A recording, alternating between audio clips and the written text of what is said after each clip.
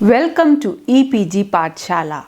I am Dr. Neeru Tandon, Head Department of English, VSST College, Kanpur. We are presenting paper on linguistics. In this module number 8 that represents classification and description of English sounds, and in this category this is the second module containing English vowel. This has been written by me. Whenever we talk about English sounds, we all know that English as a language has 26 letters, but it has 44 sounds. Now, how to classify them? We have classified them into two groups, that is consonant and vowels. In the previous module, we have already done the classification of the consonant sounds. Now we are concentrating on vowel sounds. Vowel, you understand, that are very, very important for pronunciation of any word for that matter. Now, how do we classify them? How do we just use our body to pronounce those sounds? What are the various new techniques, how to recognize those vowel and vowel sounds? So that all we are going to discuss in this present module. The title, Classification and Description of Speech Sounds English Vowel. It will tell you about the key components of linguistics and classification of speech sounds as well. In a nutshell, it will make you comfortable with key concepts of pronunciation, like how to pronounce vowel sounds, and also tips to improve your pronunciation. Verbal communication transforms our non-linguistic experiences like thoughts, feelings, ideas, wishes, wants, and so on into language, and then transferring the subsequent linguistic units, that is words, through some suitable medium. Other people are then capable to decode the words. There are three main modes that we transfer linguistically encoded message: speaking, writing, and sign language. One should be aware that the production of vowel sounds occurs without obstruction on narrowing in vocal tract. A sound due to an audible friction without obstruction and narrowing of a degree in the pharynx and the mouth is known as vowel sounds. This is the technical definition. Vowel sound can be differentiated due to length of different vowel sounds. For example, if I say sit and I say seat. Now, the sounds are similar, but the length of E and E are different. Sit and seat. So, sit is pronounced with short vowel sound, while seat is pronounced with the long vowel sounds. Each language contains its own unique set of sounds. So, American English, which has approximately 15 vowel sounds. However, the English alphabet has only 5 vowel letters. Consist of the sounds represented by the letters A, E, I, O, U, and sometimes Y. These are the letters that we use.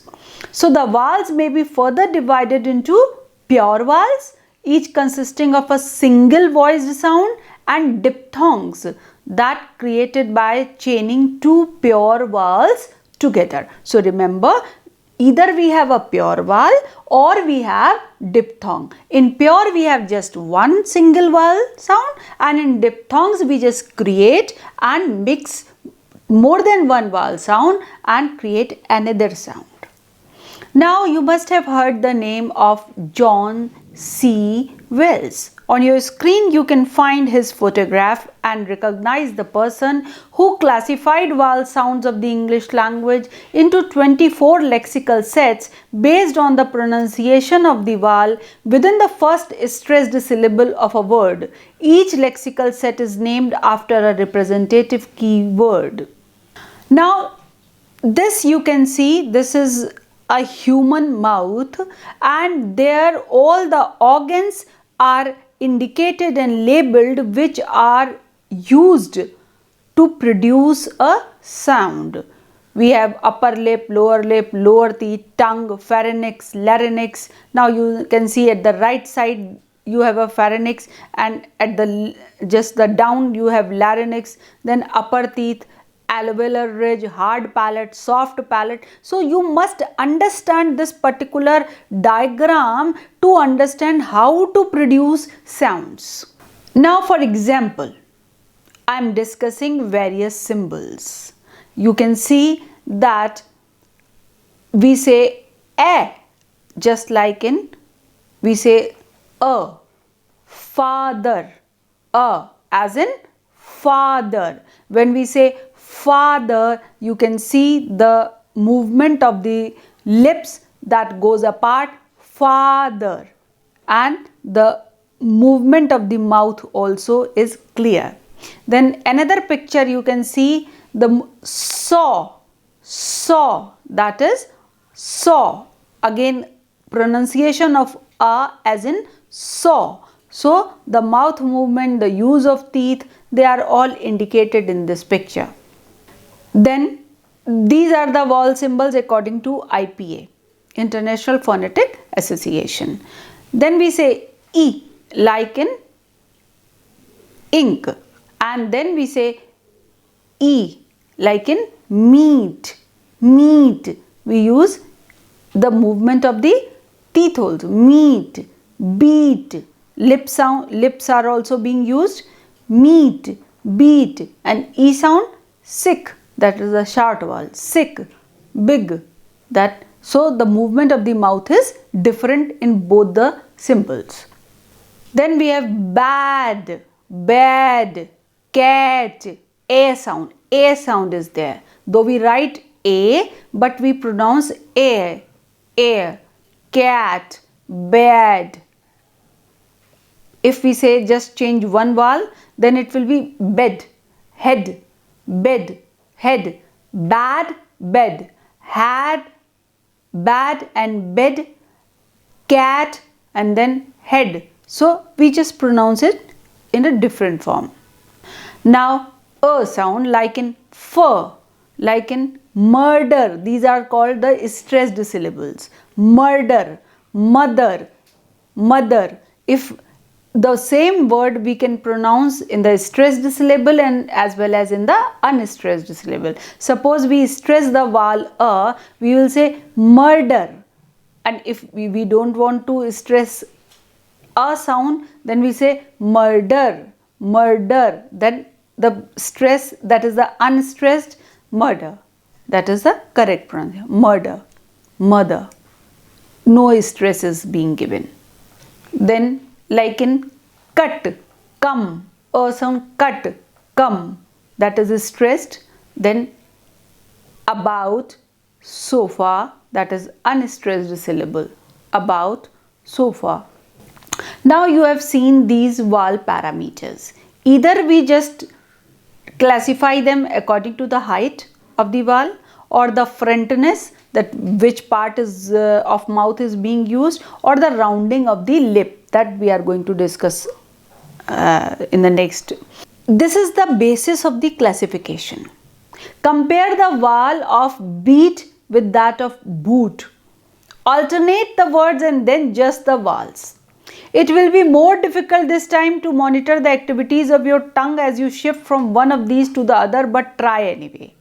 Say beat, then say boot, beat, boot.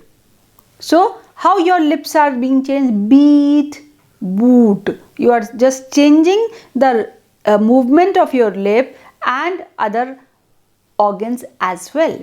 You produce the E of beat with the front blade of your tongue raised toward your palate.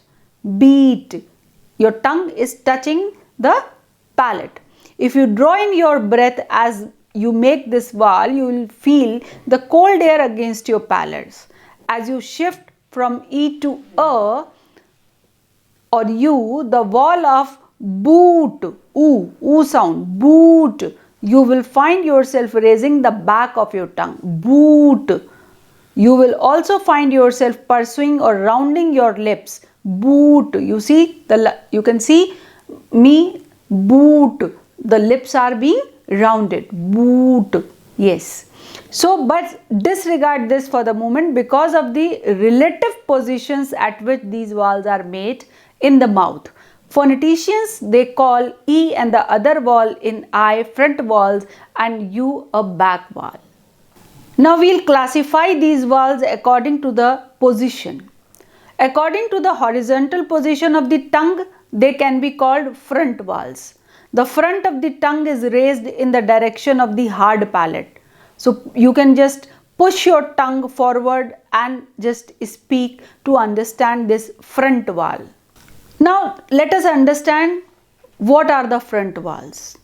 Referring once more to the vowel E, we have noted that it is both a close vowel and a high vowel. In it, the elevation of the tongue is at the front of the mouth. It is therefore also described as a front vowel. This is because the highest point of the tongue is towards the front of the mouth, below the front portion of the hard palate. There are 4 front vowels and they are largely the same for speakers of both American and British English. They are all made with unrounded lips. They are there. This chart shows the front vowels. Now we have back and central vowels. Back vowels are the back of the tongue is raised in the direction of the soft palate, back. And the central vowels, they are intermediate between front and back vowels. All central vowels are produced in an intermediate position between front and back and with the body of the tongue raised towards the roof of the mouth in the area where the hard and soft palates fuse. The back vowels, like the front ones, descend from high through mid to low in a continuous sequence. You can observe this by pronouncing the words coot, coat and cot and then just their vowels. You can say what I mean to say, just see while I pronounce coot, coat, cot, coot, coat, cot. Now you see that as you produce these series of vowels, you will find your mouth opening. As you go from coot to coat to cot, we use the following symbols for these back vowels. I repeat, coot, this is the high vowel. Then I say coat, o, that is mid vowel. First we say coot, that is the U, then coat is the O, mid vowel, and then we say cot, that is low vowel, cot. So that is the way we pronounce the back vowels. Once again, you must understand and remember that contrast this again with the vowel A, as in the vowel calm, calm. This time, as you say the vowel aloud, calm, you should feel that the tongue elevation is towards the back of the mouth. See again, calm. This is therefore a back vowel sound. The highest point of tongue elevation is towards the back of the mouth, below the soft palate. The central position is harder to both see and feel. But an example of this is the vowel, as in the Southern British English pronunciation of the word curse. So central vowels are logically articulated with the highest point of the tongue intermediate between the front of the mouth, that is below the front position of the hard palate, and the back of the mouth, that is below the soft palate. Now vowels, as we know, they are distinguished from the consonants in several ways. As we have seen consonants in the last module, that they are produced by constricting the air stream to various degrees as it flows through the oral tract. But vowels, they are produced with a smooth, unobstructed airflow through the oral tract. Now there are certain characteristic vowel qualities. What are these?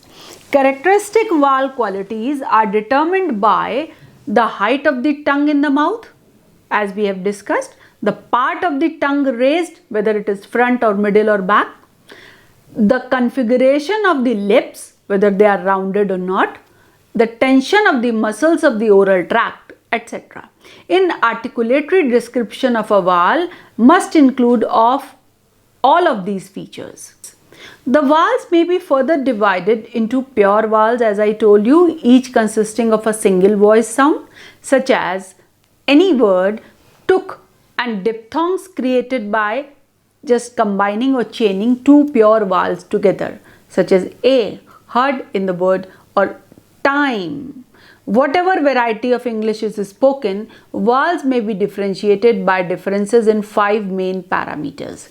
Remember these 5 main parameters: openness of the mouth, tongue elevation, whether it is high, low, mid, position of the tongue elevation, then lip shape, and length of vocalization. We will discuss all these 5 parameters in detail. Now let us talk about openness of the mouth. Vowels differ from one another according to the extent to which the jaws are either open or closed. Not closed, as a complete closure would prevent the free flow of air out of the mouth. When you speak the vowel sound, a is in the word a, palm, the jaws are wide apart. Palm, you see my mouth movement, palm, you can see both jaws, this and this, they are wide apart. Palm, you can speak on your own and feel yourself going these jaws apart. Palm. So this is, you can say that you have just enhanced a comparatively open mouth posture. So this will be known as open vowel. Now contrast this with the vowel E, as in the word fleece.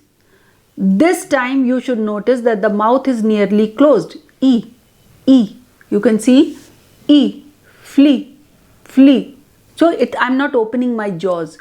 No need to open those jaws. Okay. So this vowel is a closed vowel. You can both see and feel the relative openness or closeness of the mouth by just alternating the production of these vowels in quick succession. And to facilitate the description of vowels, a finer grading system is used to define the extent to which the mouth is either closed or open. The categorization are: closed, the mouth is nearly closed, as we have seen with the vowel E, E, si, sin, sin, pin. This is nearly closed. Then the closed mid position is also there. The position is intermediate between a middle position in which the mouth is open almost exactly halfway and the closed position. Then we have purely open. The mouth is wide open, as in the vowel a. This is wide open. A, or the open mid. This position is intermediate again between a middle position and the open position. Now tongue elevation.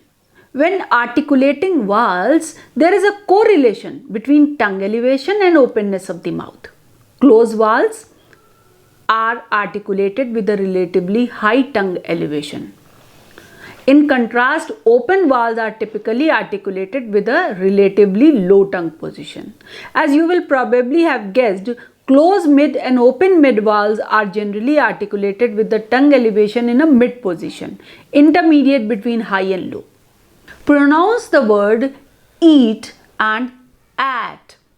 Now pronounce just the vowels of these two sounds. Notice that you go from the vowel of eat to the vowel of at.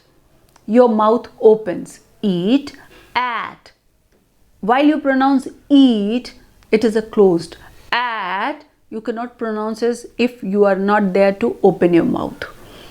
So alternate the words eat, at, eat, at, eat, at.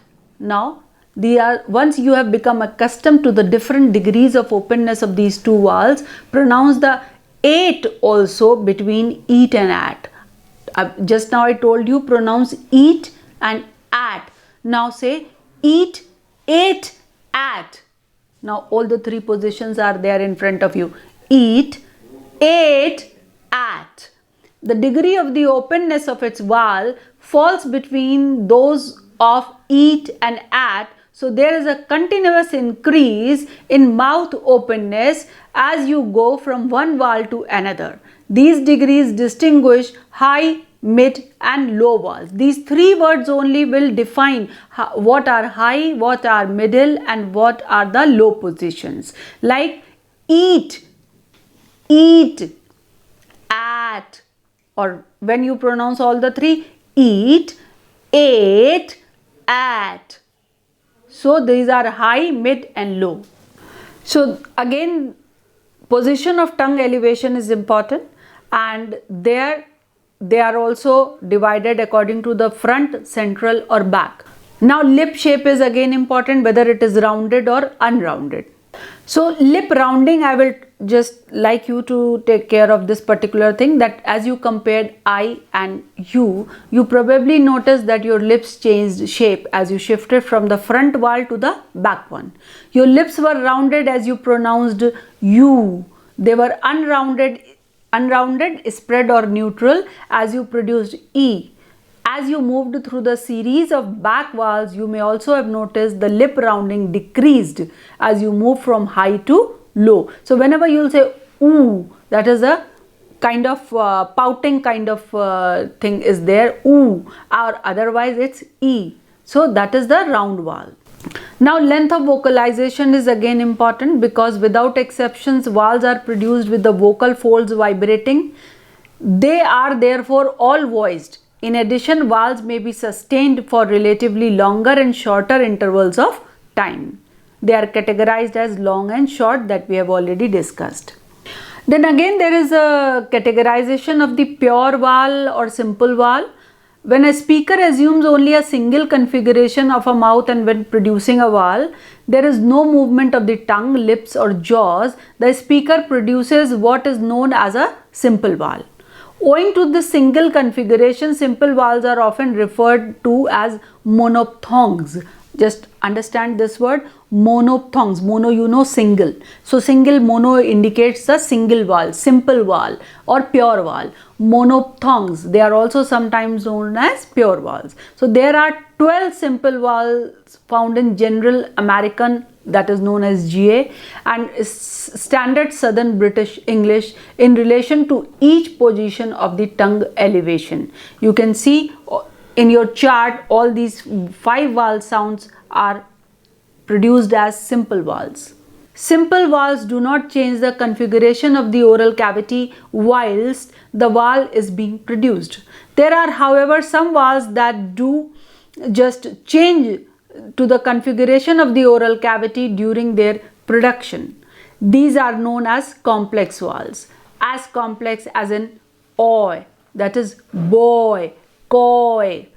Try saying these aloud while looking in a mirror. Say boy. So this oi sound, otherwise we don't have a simple vowel like oi sound. When we combine two vowels resulting in a complex vowel, then only we can produce such a sound. You should notice that your mouth shape changes as you produce this vowel, boy. So demonstrating the dynamic reconfigurations that typify complex vowels. According to the vertical position of the mouth, they can be high, mid or low. So whenever you are just, you can just concentrate on your movement of the tongue and the mouth, and then you can understand whether it is high, mid or low. Now tongue height, I will like to discuss it. You must understand how to measure this tongue height and how to understand vowel production sounds according to the tongue height. Pronounce the words as I told you, eat and at. Now pronounce just the vowels of these two words, e, a. Notice that as you go from the vowel of e to the vowel of a, your mouth opens. If this is not obvious to you, just by playing with these two vowels, look in a mirror as you produce them. Alternate the words e, a, e, a. So once you have become accustomed to the different degrees of openness of these two vowels, so just you can measure your tongue height. Now according to the lips position, vowels can be round vowels. whenever you want to just understand, just concentrate on the production of the pronunciation of the word round. Round. Whenever you say round, your lips are already round. They are result of a position where the corners of the lips are brought towards each other and the lips are pushed forwards. Round. Now, vowels are there in multisyllabic words as well. Pronounce the word above, soda, sofa, comma, etc. And then the tongue is said to be in the neutral position as we pronounce this vowel. So they are multisyllabic words. Now we have spread vowels and neutral vowels as well. Either we have lip rounding or we have spread or the neutral vowels. Spread vowels are in this position, the lips are moved away from each other. Like when we smile, say cheese, this is a spread vowel, cheese. Neutral vowels are result of a position where the lips are not noticeably rounded or spread. They are in the natural shape. So it's a neutral vowel. If you say neutral, again you can understand that they are neither spread like cheese or not like round, they are neutral. Every syllable consists of at least a nucleus, which is typically a vowel. The nucleus may be preceded by an onset consisting of one or more consonants and followed by a coda, again consisting of one or more consonants. The nucleus and the coda together make up a unit called the rhyme. Let us discuss what is diphthong. We have approached vowels as if they were articulated by a specific configuration of the tongue, lips and oral cavity, which is held constant throughout their pronunciation. Vowels made like this are called monophthongs and rest of them are called diphthongs, which involve a change in the configuration of the mouth. So the vowel sounds in the words boy, buy, how involve a change in the shape of the mouth as the vowel is being produced. Diphthongization of these vowels is a feature of English rather than a universal feature of natural language. Other languages, notably Spanish and German, they do not diphthongize their corresponding vowels. Now, something very important and very different from the usual thing that I am going to discuss with you, it's a latest technology and it is known as the color vowel chart. This is the way how you can understand the production of the vowel sound. You can teach your student as a production of the vowel sound in a very interesting and a simple way. The color vowel chart, adopted from Karen Taylor and Shirley Thompson, is a pronunciation tool for teaching and learning English. When combined with the teaching techniques, the chart provides an effective approach to teaching spoken English. The chart will help teachers easily incorporate pronunciation into all of their classes so that their students can improve their comprehension and use of spoken English. An integrated learning of phonemic chart and color vowel chart will develop pronunciation teaching. Now, this changed the way we talk about the sounds of English. Now, what is a color vowel chart? The color vowel chart is a visual organizer for the prosody that characterizes spoken English. Each color represents a vowel sound. For example, green is the high front vowel I, green, as found in the words tree, teacher. Similarly, blue, blue represents the high back vowel ooh, ooh, blue, as found in the words clue, student. In this way, each color word serves both as a keyword and a visual cue for a specific stressed vowel sound. You can just explore this color vowel chart to understand properly the vowel production sound. I will like to quote Jody Gabler, who is the ESL instructor in New York, what he said about color vowel chart. I quote, "One of my favorite things about the color vowel chart is the way that it visually brings attention to the differences among the English vowels, differences that students may not be able to hear otherwise." Unquote. Now, how to use this color vowel chart? Instead of using phonetic symbols to represent vowel sounds, we refer to the color of the vowel sound in question. I am showing you this chart first and then I will repeat how to use it. In front of you on the screen, you see that it is a color wall chart, and in this chart we have white tie, green tea, silver pin, purple shirt, blue moon, and ends with turquoise toy. So now you just, once you have seen it, you understand it, now you should also understand how to use this color wall chart. So instead of, you can say that combined with the color wall approach and our color wall games, the color wall chart serves as a visual anchor for a learning experience that increases phonological awareness for teacher and learner alike. Every vowel sound is clearly and simply represented by a color key word phrase, like the first one, green, tea, or the blue moon, which is easy to remember and is intuitive for all age groups and levels. Green color symbolizes, the word tea has been given, so green tea, they belong to the simple verb. In the same way, you can say that with phonological awareness, learners can take the individual words they have learned and transform them into the expressive working vocabulary they need for lifelong learning and success. There is one more way how you can just teach your students this color wall chart. You can tell them to use their names in a particular category, to whatever category they belong. For example, when I say my name, Neeru, so I know it well that my name belongs to green, green, that is, I belong to the green group. So I will say, I will put my name over there. So if you are teaching your students all these sounds, you can tell them to put their names in a particular category, and this will be good for their memory. They will always remember this vowel chart and the pronunciation of the vowels properly. Each color in it represents a single vowel sound, and each sound has a color name and a keyword. So describe the vowel sound. We can mention whether it is open or close, half close or half open, front or back, or central or long or short, whether the tongue is tense or lax while the vowel is being pronounced, and whether lips are spread neutral or open or rounded or close rounded. All English vowels are voiced, so we can put them into all these classification, all these categories.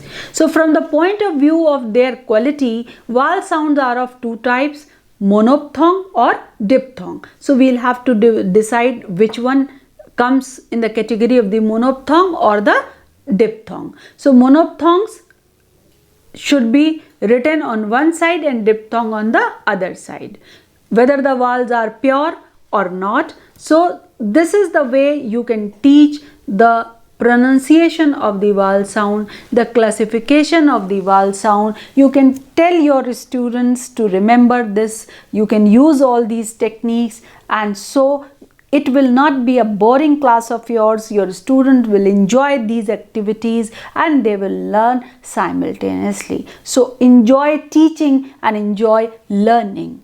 Thank you for visiting EPG Pathshala.